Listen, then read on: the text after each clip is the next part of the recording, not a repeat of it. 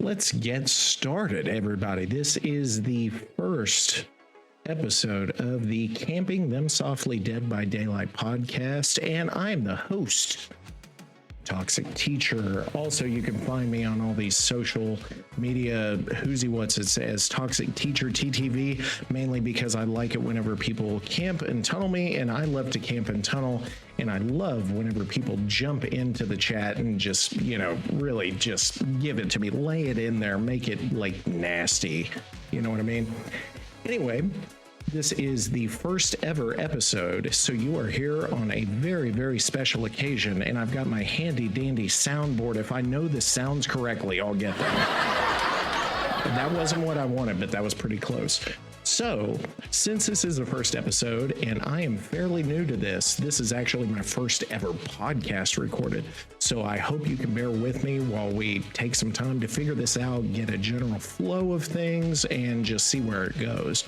So to give you a little bit of background about me, I've been streaming for almost 4 years now. I've been playing Dead by Daylight since the Pyramid Head chapter, and I would have to look. I didn't do any research before the episode, so I would have to look and see how long that's been since I actually started streaming Dead by Daylight. I played a couple other games before then, and I mixed a couple in. And to give you an overview kind of the podcast and where this comes from, I see this maybe as another way to connect with people, to go into some background about the stream and kind of how it came to be. I was a teacher. Everybody asks that, were you a teacher? Yes, I was a teacher. I taught 9th grade AP Human Geography. And my students told me, and this was before COVID, this is about 4 years ago, they said, hey, you should start streaming. And I knew of Twitch back whenever it was still Justin TV. It hadn't even become Twitch yet. And it wasn't really used for that. Growing up, I'm a little bit older, so I saw the Let's Plays on YouTube and things like that. But I never really followed a lot of the streaming world. So they tell me, hey, you need to get into that, mister. You have a personality for it. Because I was one of those teachers, very outgoing. They knew I played games and I would play with them sometimes. So anyway, I started to pick it up. I bought all the equipment. I got on Twitch and did all that. And I really took to it. And especially during the pandemic, I really got heavy into streaming, mainly for my own sanity, but it turned out for my students' sanity as well, because I was kind of a source of entertainment to them and kind of an escape. And I remember one of my students had sent me a message. I don't know what it was on. And this was a couple of years later. They said, you saved a lot of us during COVID because, you were the main thing we had to look forward to in the evenings. And that meant a lot to me. That just showed me kind of the power of streaming, which I never really thought of in that way. I was just streaming to kind of goof around or whatever. And then I realized, it has an impact. So I want to go into kind of where my stream has gone and kind of the state I'm in now. And I know you guys probably don't want to hear all about me, but this is the first episode, so I'll just introduce myself. So to begin with, I had a lot of success early on. I was streaming kind of a multitude of games. I started with Red Dead Redemption 2, just being toxic on there. And that's why they call me the Toxic Teacher, because Toxic Teacher, obviously. Had a lot of fun with that. And then we went over to WWE 2K and we had our own universe where everybody got to pick their wrestler. And, I would call those matches. I wouldn't even actually play the game. I was more just like a commentator. And that was great. And I was averaging, what was a pretty good amount of viewers. I was up in the 20s, somewhere around there. I don't think that was for a very long bit of time because I got a new job. I had to leave teaching during COVID. And it just kind of started to fall off from there because my new job, I had to travel constantly. So doing that and streaming, being able to devote time to everything it wasn't realistic to me. So something had to go, and it was kind of streaming. And I would every once in a while. And for any of you who are content creators, if you take your foot off the gas pedal for a second, that's it. You're going to feel the effects of that. And I did. It hurt quite a bit. I started to stream again after a few months after I had left that job. I wasn't in that job very long. Started streaming again. You know, you start to build that following up and up and up and up and up, a little bit at a time, little bit at a time. And then, you know, for mental health reasons, and also getting my master's degree, I had to, you know, put a pause on the stream again. So it's been very stop and start and stop and start. And now I'm, you know, at a lower viewership than I've ever been. And for a while there, it was really difficult on mental and emotional health, because I made that mistake that all those streamers make, is you try to, you tie some of your value into how your stream is doing, right? You're looking for those clicks, you're looking for those followers. And I saw so many of these YouTube videos on how to stream. They said, hey, don't worry about it. Don't look at the view count, don't whatever. And it really hit me. And I would get out of, you know, my office and my wife would be there. Oh, how's it going? You know, how was the stream? And I, you know, there's one person, got one follower, you know, nobody chatted. I've literally had streams with 0 people in them. It's just me talking to myself for 2 hours. And that was very difficult for a certain period of time. And from time to time, it still is. I can't say it always, you know, it goes away totally, but it does get a little bit better. And how it got better was I realized that the viewers weren't what was really important to me and what I was chasing. I think what I enjoyed most whenever the stream was at its biggest was a sense of community and connection that it gave me. And that's what I'm looking for now. I'm not looking to have 100 average viewers, because if I can't devote the time to those 100 average viewers, what am I doing? You know, I am providing a product, right? I'm providing entertainment, and those 100 viewers will eat it up, subscribe, merch, blah, blah, or, you know, even if it gets to 1,000, heaven forbid. But is that the kind of community I'm looking for? And I don't know about that, but to have even a small community of people that care, people who check in with each other, you just have people who learn each other from the stream, who get to know each other, who become friends, who play games online with each other. That was something special to me. And I guess I'm trying to chase that. I'm not trying to chase the numbers so much. Anywho, that's my story, and I just wanted to give that to you. So in case you're listening to this for the first time, you'll know. If you're just now starting on episode 1, you know a little bit about me, because we'll probably end up talking about it again.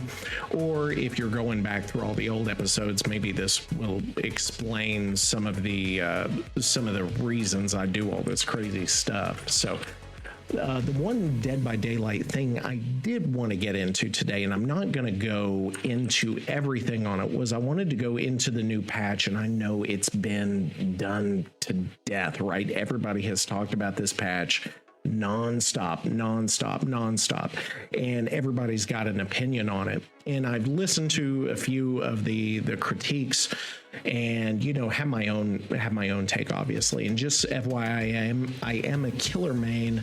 Don't play Survivor all that much, just because I can't stand these Survivor mains. You know what I mean? And this is tongue in cheek, by the way. If you're going back and listening to this is a tongue in cheek Survivor hating podcast. I don't truly hate them. They annoy me sometimes, and we're going to talk about that from time to time. And by from time to time, I mean all the time. But, you know, it's not meant to be malicious. It's more tongue-in-cheek. The one biggest thing I wanted to talk about was the generator issue. And I know a lot of people have said something about this. And I believe, you know, a few people have said that they think it's a good thing. And I'm going to vehemently disagree with them on that. And if I can read a little bit, I've got an article here from like MP First, I think is the name of this website. It says the goal with this update is to bring an end to excessively long matches, and at the same time improve the killer's ability to damage generators, where, you know, you're just boom, boom, boom, boom, boom, boom, boom.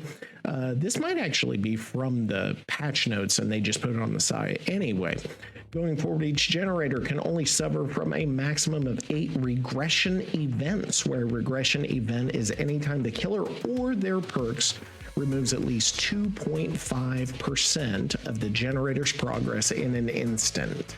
An indicator will show the killer if a generator can no longer be damaged. That part is good. That part of this is one of the few saving graces of this.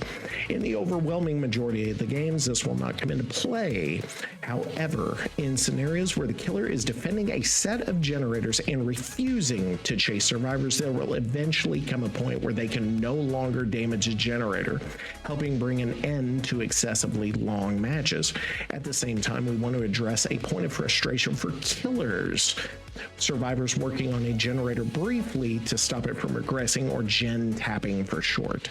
Given that the number of regression events is now limited, stopping a generator from regressing is more meaningful than ever. To prevent survivors from tapping a gen to negate one of these events, we have made 2 changes. Number 1, base damage from kicking a generator has been increased to 5%.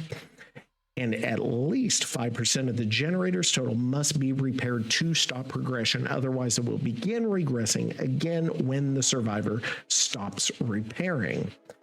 Now, here's the problem. There are a couple of good things on here. Obviously, the 3 gen is not a great thing. You've got matches running, 20, 30, 40, 50 minutes with no conclusion. I've had that happen a number of times, sometimes intentional, sometimes unintentional. But when it happens, it's a pain. And even as killers, sometimes I just let them go. It doesn't even matter at this point, because all they're doing is, they'll start working on a gen, you get to it, they run away off into the bushes and hide, and then you go to the next one, they run off into the bushes and hide. Heaven forbid you hit somebody, then they're off on the other side of the map. You got to chase them all the way down. The problem with this, though, is that you will see that exact scenario where the killer has absolutely no other option. You hit somebody, they run. What do you do next? I would really like to get some clarity on what you would even do, because you hit somebody, there's 3 gens, right? You hit somebody, knock them off gen A. Gen B and C are both being worked on. You knock somebody off gen B, boom, they run off into the woods. Gen C being worked on, you boom, knock them off in the woods. You do your gen kicking. You're out of kicks. Now what? Your only option is to just patrol those gens. The survivors never finish them. They just hang out, watch you spin on those gens for an hour. Or you chase a survivor down, you get them, you hook them, they finish another one of the gens, and then that's it. Or they could just simply hold you hostage at this point. And for all those survivor mains who said, "Oh, killers are holding us hostage, that's terrible. How dare they? This the worst thing that's ever happened," right? Because killers do everything wrong. You don't play exactly the way they want. Anyway, we're going to see the shoe on the other foot now. I feel like, unless this has somehow been, I'm reading this article, it was on the 8th. This is 3 days. It may have changed. I'm recording this on the 11th. So it may have changed, but it seems to be a huge problem that I don't know that they've thought about. I don't know if they've looked at this. It'll be interesting. I'm going to do my own research on that. And if you guys are on any of these podcast platforms, submit a question or a comment, or you can go to any of my, on YouTube, The Toxic Teacher, on everything else, Toxic Teacher, TTV. You can find me there. Let me know what you think. I'm going to, upload this. I'm going to try to do maybe an every other week podcast if possible, and we'll see where it goes from there. I hope you guys enjoy it. I hope we can have some value out of this. Someday maybe a co-host, maybe interview guests or something like that. It's hard to say early on where it's going to go. Just for now, just getting one episode at a time, uploading it, promoting it. That's about all I can do. But if you enjoy it, please do what you need to do. Like, subscribe, thumbs up, 5-star, all that stuff. Find me on any of the socials, and I'll be around. Like I said, the community is the number one thing. So if you need a place to be, you want a place where you're appreciated, even if you are a survivor main, you can always come by, and I will see you next time. And I need to have that catchy outro, right? Like some kind of catchy thing I can do every episode. So you're like, oh my God, he said it. But I don't have one of those. So until next time, this was the Toxic Teacher, or Toxic Teacher TTV, by the way. I need to get that uniform, right? Don't I? I think so.